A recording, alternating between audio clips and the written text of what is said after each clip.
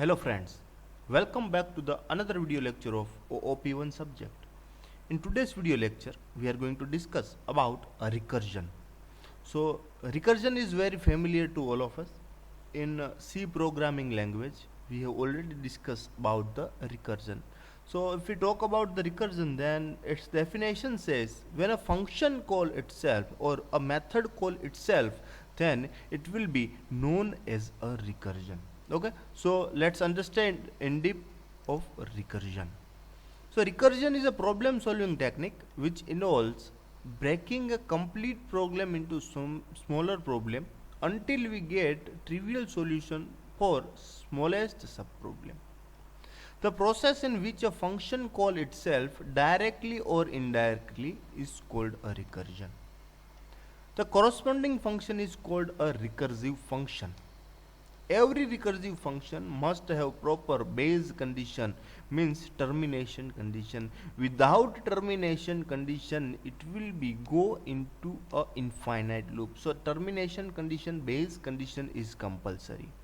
For improper base condition, stack overflow error may occur. Recursive helper method, a non-recursive method from which initially recursive method will be invoked. There are two ways of recursion.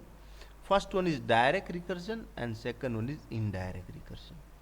When function calls itself from its own body, then that is direct recursion, and first function called second function called first function, then it called indirect recursion. There are also two types of recursion. First one is tail recursion and second one is non-tail recursion. In tail recursion, a recursive call to the function is last thing in body is called tail recursion. A recursion call to function is in between set of statement called non-tail recursion. There are some examples of recursive examples. So we will discuss an example, that is here we will calculate the factorial. So in it, our calculate factorial class, we have our main method. In main method, our system.out.println, and we have called fact method here. In fact method, we have passed 5. So it will be called integer n will be 5 here because we have passed 5 here. If n is equal 0, then it will return 1. Otherwise, it will return n into fact n minus 1. So, with the first call, fact 5, so n will be 5, it will return n into fact 4. So, again, we have fact 4, so n will be the 4. So, it will return 4 into fact 3. So again we have recursive call of fact 3. Fact 3 will have n is equal to 3. So again it will return 3 into fact 2. Again fact 2 call the fact function. N will be the 2. Again it will return n is 2 into fact 1. At the time of fact 1 it will return n as 1. Again it will return 1 into fact 0. So at the time of fact 0, this n will be the 1. Sorry, the return will be the 1. So we will return 1 into the previous call. So it will answer the 1 into 1. So it is 1.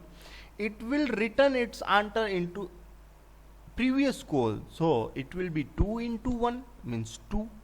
It will return its answer to previous call means 3 into 2, so it will be 6. It will return its answer to the previous call means 4 into 6 means 24, and it will return its answer to the previous call means 5 into 24 means 120. So our final answer 120 will be returned here. So this our system.out.println means this statement will print factorial of 5 means it is 120. Okay, so we will save this program and we will run it. It is correctly working or not. So I will save it into my E drive, college, then subject OOP1, Java and lab program. So here I am saving my calculate factorial. Here our calculate factorial program is there.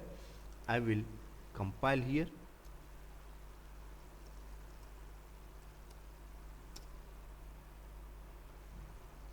After compilation I will run it.